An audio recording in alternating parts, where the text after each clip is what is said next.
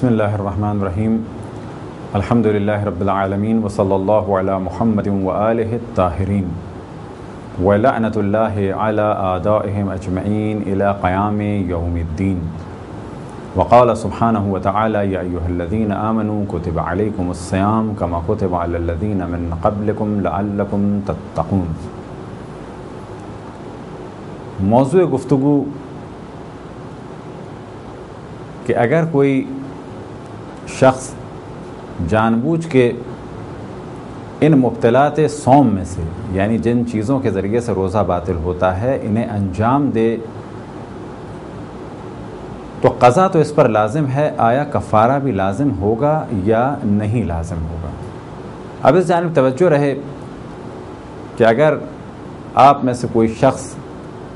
ان کاموں کو انجام دے، البتہ علم رکھنے کے بعد، کون سے کام؟ وہ کام کہ جن سے روزہ باطل ہوتا ہے، تو قضا تو آپ کو انجام دینا ہی ہے، یعنی ایک روزے کے بدلے ایک روزہ تو آپ کو رکھنا ہی ہے۔ اب اگر کفارہ دینا چاہیں تو اس سے پہلے آپ جن مجتہد کی تقلید میں ہیں ان کی توضیح المسائل کی جانب رجوع کریں یا اپنے علاقے کے عالم دین سے پوچھیں، یا انشاءاللہ اگر ہماری ویب سائٹ کا سلسلہ شروع ہو جائے تو کانٹیکٹ میں رہیں اور خصوصاً اس مسئلے کے بارے میں سوال کریں اور اس چیز کے بارے میں سوال کریں کہ جس چیز کو آپ نے انجام دیا ہو۔ یہ کیوں آپ کی توجہ دلائی اس جانب؟ وجہ یہ ہے کہ بعض کام ایسے ہیں کہ ان کو انجام دینے سے روزہ باطل تو ہوتا ہے لیکن کفارہ نہیں ہے۔ اب یہ روایتوں میں مختلف کام ہیں، لہذا مختلف مراجع کے فتوے بھی مختلف ہیں۔ مثال کے طور پہ امام خمینی فرماتے ہیں کہ اگر کوئی جنابت کے عالم میں فجر تک باقی رہے، اور وہ بھی کیسے کہ جب 2 دفعہ سو چکا ہو، اب سونے کی وجہ سے باقی رہا، اسی طریقے سے فرماتے ہیں اگر کوئی جان بوجھ کر قے کرے تو اس کا روزہ باطل ہے لیکن اس پر کفارہ نہیں ہے، یعنی روزہ باطل ہے، 1 عدد قضا روزہ رکھنا ہے لیکن اس پر کفارہ نہیں ہے۔ پھر 2 چیزوں کے بارے میں وہ احتیاط واجب فرماتے ہیں، یعنی اگر کوئی جان بوجھ کے اپنا سر پانی میں ڈبو دے، یا یہ کہ انیما استعمال کرے، لیکوڈ انیما استعمال کرے، تو اس کا روزہ واجب، اس کا روزہ باطل ہے، لیکن بنا بر احتیاط واجب وہ فرماتے ہیں کہ قضا کے ساتھ ساتھ کفارہ بھی دے۔ اور باقی چیزوں کے بارے میں فرماتے ہیں کہ قضا بھی ہے اور کفارہ بھی ہے۔ لیکن مثال کے طور پہ آغا وحید خراسانی اور آغا سیستانی اور بعض دیگر مراجع فرماتے ہیں کہ فقط ایک موضوع ایسا ہے اور ایک چیز ایسی ہے کہ اگر اسے انجام دیا جائے تو فقط قضا ہے اور کفارہ نہیں ہے، باقی چیزوں پر قضا بھی ہے اور کفارہ بھی دینا ہوگا۔ وہ کون سی چیز ہے کہ جس کے بارے میں وہ فرماتے ہیں کہ فقط قضا ہے اور کفارہ نہیں؟ وہ کہ اگر کوئی جنابت کے عالم میں سو جائے اور دوسری نیند کے بعد سوئے اور پھر آنکھ نہ کھلے، یا تیسری دفعہ سوئے اور آنکھ نہ کھلے، تو یہاں پر اسے فقط قضا انجام دینی ہے، کفارہ انجام نہیں دینا ہے، لیکن باقی جتنی چیزیں ہیں ان کے لیے قضا بھی ہے اور کفارہ بھی ہے۔ اسی طریقے سے آغا سیستانی فرماتے ہیں کہ فقط چند چیزیں ایسی ہیں کہ اگر کوئی اسے انجام دے تو قضا بھی ہے اور کفارہ بھی ہے، اور باقی چیزوں پر فقط قضا ہے، کفارہ نہیں۔ وہ کیا چیزیں کہ جن کے بعد قضا بھی ہے اور کفارہ بھی ہے؟ فرماتے ہیں کہ پہلی چیز کھانا اور پینا، اس طرح سے جمع اور استمنا، اور جنابت کے عالم میں فجر تک باقی رہنا۔ باقی جتنی چیزیں ہیں اگر کوئی انہیں انجام دے تو اس پر قضا تو ہے لیکن کفارہ نہیں ہے۔ اب یہاں پر ایک اور سوال ذہن میں آ سکتا ہے کہ بعض افراد ایسے ہیں ہمارے معاشرے میں کہ جو مسائل کو نہیں جانتے، تو ان کے بارے میں کیا حکم ہے؟ تو اس سے پہلے کہ ان کا حکم بیان کیا جائے تو پہلے اس چیز کو بیان کیا جائے کہ جو لوگ نہیں جانتے وہ 2 قسم کے ہیں، اور نہ جاننے والے کے لیے جو لفظ استعمال ہوتا ہے عربی میں وہ ہے جاہل۔ ہمارے یہاں جاہل بعض دفعہ ایک غلط معنی میں ہے، لیکن یہاں پر مراد کیا ہے کہ ہم ایک دوسرے کے بارے میں بھی کہہ سکتے ہیں کہ آپ اس مسئلے کے بارے میں جاہل تھے، یعنی اس مسئلے کو نہیں جانتے تھے۔ اب یہ سوال پیدا ہوگا کہ جاہل کتنی قسم کے ہیں؟ تو جاہل جاننے اور نہ جاننے کے اعتبار سے ایک تقسیم یہ ہے کہ وہ 2 قسم کے ہیں۔ جاہل قاصر وہ کہ جو مسائل کو سمجھ ہی نہیں سکتا تھا، یا مسائل اس تک نہیں پہنچے، یا حالات اور واقعات ایسے تھے کہ اس تک مسائل نہیں پہنچے۔ فرض کریں کہ آدمی گاؤں دیہات میں ہے اور وہاں پر کوئی عالم نہیں ہے، فقط اسے روزوں کے مسائل بتانے والے کون تھے؟ اس کے ماں یا باپ، اور ماں باپ نے اسے غلط بتایا۔ مثال کے طور پہ ماں باپ نے اس سے یہ کہا کہ کھانے اور پینے سے روزہ باطل ہوتا ہے، باقی تمہیں جو کرنا ہے کرو۔ اب یہ شخص دیندار تھا،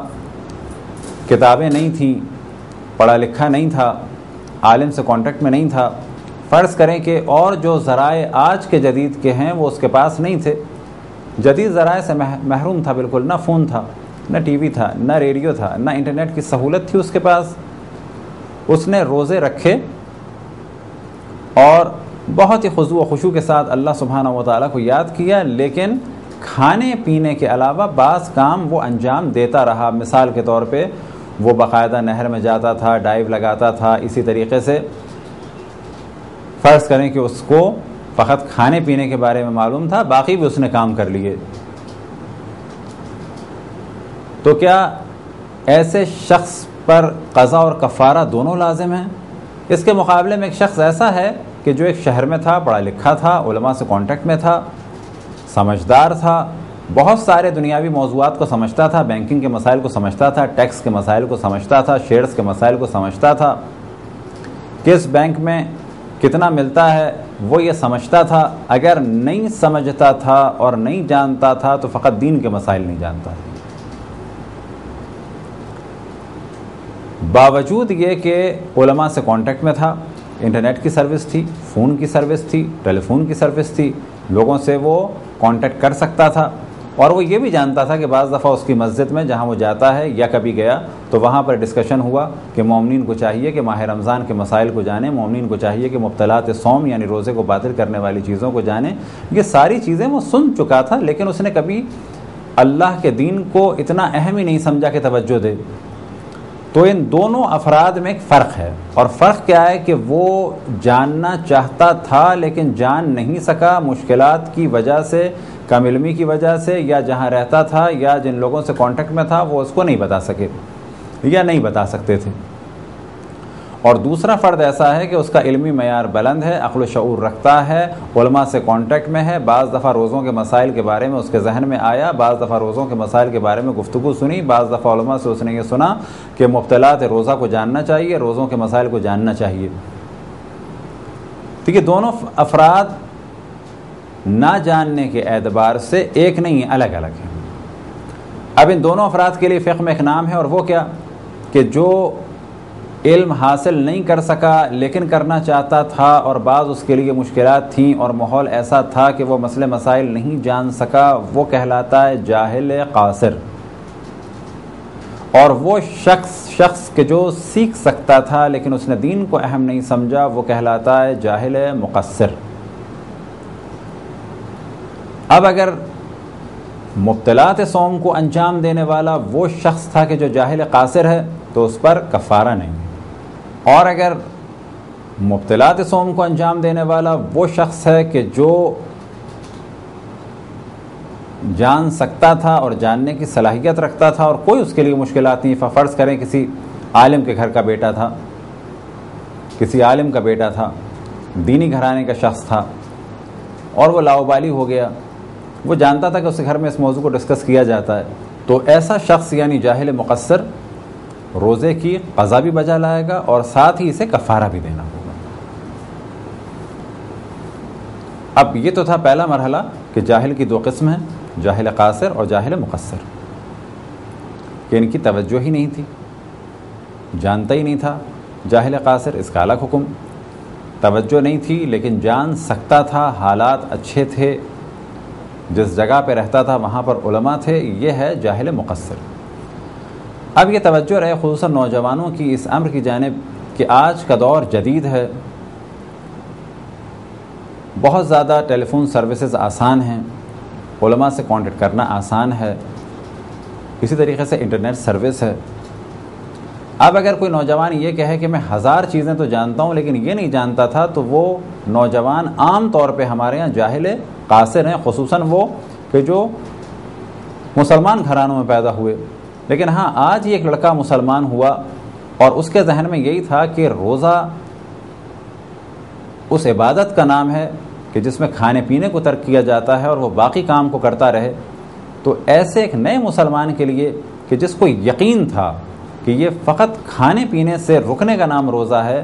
اور باقی چیزوں کو انجام دیا جا سکتا ہے، اس کو یقین تھا اس چیز کا،